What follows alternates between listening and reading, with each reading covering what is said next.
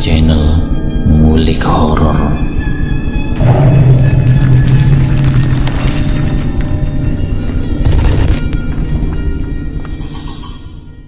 Assalamualaikum warahmatullahi wabarakatuh. Jumpa kembali di channel Ngulik Horor. Channel kami menceritakan tentang kisah-kisah misteri yang mungkin bisa menemani agan-agan dan sista semua ya. Kali ini saya akan membawakan kisah misteri yang ditulis oleh @ras140217. Kalian juga dapat mengunjungi tweet beliau langsung ya. Nanti link saya akan sediakan di kolom deskripsinya. Oh ya, seperti biasa nama dan tempat dalam video ini saya samarkan ya, untuk menjaga privasi pihak yang terlibat di dalamnya. Yuk daripada kita lama-lama, langsung saja kita simak ceritanya. Kali ini saya akan membawakan kisah misteri yang berjudul Guna-guna merenggut nyawaku. Guna-guna ini tidak hanya membuat si korban menggila, tapi juga bisa membuatnya mati jika terlambat dikawinkan dengan si pengirim guna-gunanya. Cerita kali ini bercerita tentang seorang pemuda berusia 25 tahun. Pemuda ini terkenal suka mempermainkan perempuan. Tidak sedikit korbannya, bahkan ada yang sampai hamil dan melahirkan. Sebut saja namanya Rustam. Dia ini merupakan anak dari orang tua perantau dari luar pulau. Sejak kecil si Rustam ini dibawa merantau ke Kalimantan, tepatnya di Kota Baru, Kalimantan Selatan. Walaupun sejak kecil di Kalimantan, namun setiap lebaran Rustam dan kedua orang tuanya akan pulang ke tempat asal mereka. Singkat cerita, Rustam pun tumbuh menjadi seorang pemuda yang gagah. Dan tanpa sepengetahuan kedua orang tuanya, ternyata Rustam ini juga menjadi lelaki yang tidak baik dan tidak bertanggung jawab. Karena wajahnya yang lumayan tampan, dia dengan mudahnya mencari gadis-gadis mana saja yang dia sukai. Sampai suatu hari dia bertemu dengan seorang gadis yang bekerja sebagai penyulam. Gadis ini bernama Maya. Maya ini ikut tante atau acilnya ke Kota Baru untuk merubah nasib ia bekerja di sana. Karena keramah tamahan gadis itu tentu saja disukai orang-orang, dan dalam beberapa minggu saja Maya sudah sangat akrab dengan gadis-gadis lain di situ. "Maya, sebaiknya kau jangan dekat-dekat sama si Rustam," ujar salah satu temannya. "Iya, Mai, si Rustam itu suka main perempuan. Sudah banyak yang jadi korban," sahut yang lainnya. Maya tersenyum. "Setiap manusia kan bisa berubah, Ti. Lagian apa salahnya kita berteman?" jawab Maya. Maya ini tidak hanya cantik dan ramah, tapi dia juga pandai membawa diri di depan orang-orang. Dan tentunya juga pandai memasak. Namanya juga gadis desa. Beberapa bulan kemudian keakraban Maya dan Rustam semakin terlihat. Bahkan ada yang bilang kalau mereka berdua sudah pacaran. Malam itu rumah tantenya Maya kedatangan tamu yang ternyata adalah orang tua Rustam. "Ada apa ya, Pak?" tanya tantenya Maya setelah tamu-tamunya duduk dan disuguhi minuman. "Begini, kami kemarin ingin melamar keponakanmu yang dari Banjarmasin itu untuk anak kami si Rustam," kata ayahnya Rustam. Tantenya Maya mengerutkan keningnya. Tantenya ini memang tidak pernah tahu jika Maya dan Rustam sudah berpacaran. "Sebentar ya, Pak, Bu," ujar tantenya Maya sebelum berjalan ke arah kamar Maya. "Maya, apa selama ini kau sudah berpacaran dengan Rustam?" tanya tantenya. Maya cuma bisa mengangguk menjawab pertanyaan tantenya itu. "Ya Allah, kenapa kau tidak pernah cerita?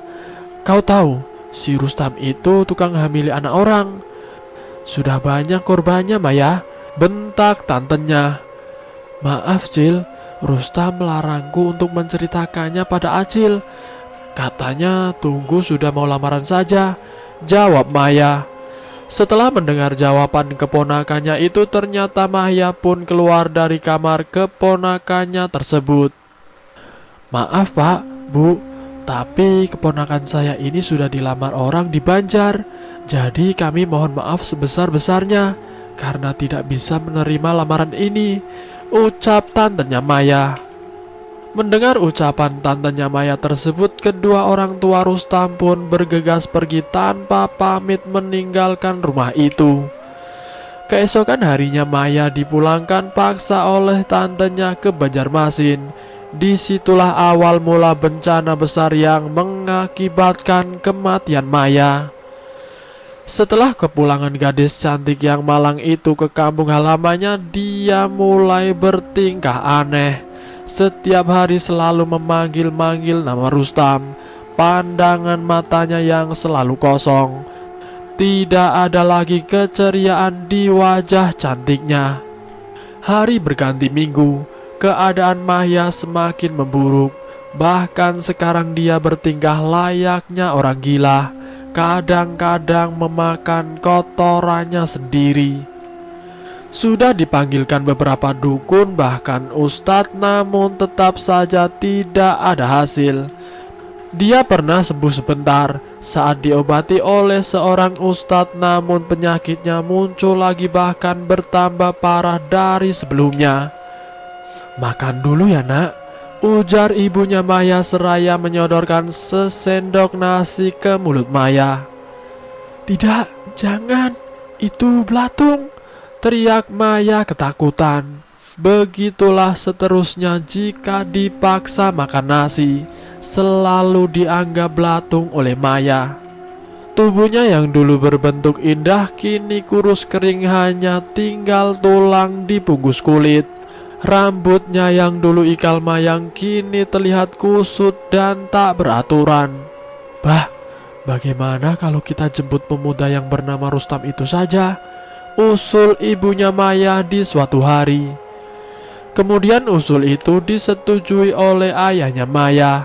Dan di hari yang telah ditentukan berangkatlah ayahnya Maya ke Kota Baru menemui tantenya Maya agar bisa dipertemukan dengan Rustam. Namun saat didatangi ke rumahnya, Rustam ternyata sudah pindah entah kemana. Putus sudah harapan orang tua Maya.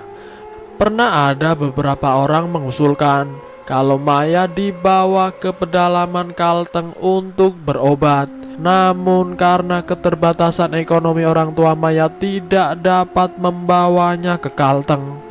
Setelah berminggu-minggu kepulangan ayah Maya dari Kota Baru, Maya semakin parah. Kali ini tidak hanya memakan kotorannya sendiri, tapi juga memakan kotoran-kotoran binatang. Bahkan pernah saat tidak sengaja pintu rumah mereka terbuka. Maya keluar bertelanjang sambil membawa parang dan membunuh kucing-kucing yang dia temui berjalan di sekitar rumahnya. Karena menurut orang-orang berbahaya, Maya pun dikurung dan dipasung di dalam rumahnya. Dan ketika guna-guna itu sudah sampai puncaknya, Maya akhirnya meninggal setelah sebelumnya mengamuk dan berteriak-teriak tidak jelas. Hilang sudah gadis cantik dan ramah itu. Maya meninggal dalam keadaan dipasung. Tangan dan kakinya berdarah-darah akibat gesekan keras kayu pasungan dan kulitnya. Jenazah Maya pun dimandikan. Dan kata orang-orang saat dimandikan jenazah itu mengeluarkan bau yang wangi serta kulitnya menjadi putih kuning. Dia tidak bangkit jadi hantu. Cerita beralih ke Rustam. Kata orang-orang dia memang pindah dari Kota Baru, tapi hanya untuk sementara. Setelah mengetahui kematian Maya di Banjar, Rustam pun kembali ke Kota Baru. Namun beberapa minggu setelah dia pulang, Rustam menjadi pemurung. Dan lama-kelamaan dia menjadi kurang waras. Kata orang yang pernah mengobatinya, dia terkena guna-guna. Entah siapa yang mengguna-guna.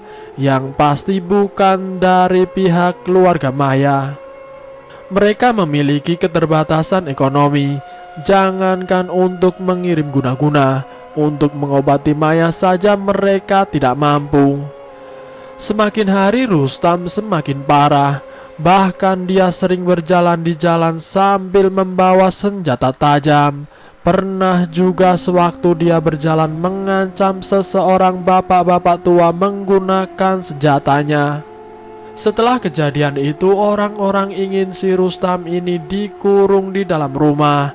Namun kedua orang tuanya tidak mau menurutinya dan berjanji kalau anaknya tidak akan melukai orang-orang. Namun sebuah musibah terjadi. Rustam yang sudah gila itu menghajar ayahnya sampai meninggal. Setelah kematian ayahnya, Rustam pun dipasung di ruangan dapur siang dan malam, sama seperti almarhum Maya. Bedanya Rustam diikat cuma kakinya saja. Hingga suatu hari Rustam tanpa sengaja meminum cairan racun, entah racun apa yang ada di tekadnya. Karena depresi ditinggal mati oleh dua orang yang dia sayangi, akhirnya ibu Rustam menjadi sakit-sakitan, tidak mau makan dan minum, hingga akhirnya ibunya Rustam pun meninggal. Mereka sekeluarga mati di perantauan. Kata orang-orang yang mengguna-gunai Maya memanglah Rustam. Tapi saat tahu Maya sudah jadi gila karena Rustam, Rustam pun langsung dibawa kabur oleh ayah dan ibunya agar Rustam tidak bisa mengawini Maya. Karena kedua orang tua Rustam dendam dengan penolakan keluarga Maya, terutama tantenya waktu itu. Dan selesai. Itulah kisah misteri yang berjudul tentang guna-guna merenggut nyawaku. Semoga video kali ini bisa menjadi pembelajaran buat kita semua. Semoga kita semua dijauhkan dari hal-hal yang musyrik, dan semoga kita semua selalu dalam lindungannya. Terima kasih sudah mampir di channel kami. Jika kalian tertarik dengan video kami, silahkan tekan tombol like, share, dan komen. Tekan subscribe untuk mengikuti video kami selanjutnya. Wassalamualaikum warahmatullahi wabarakatuh.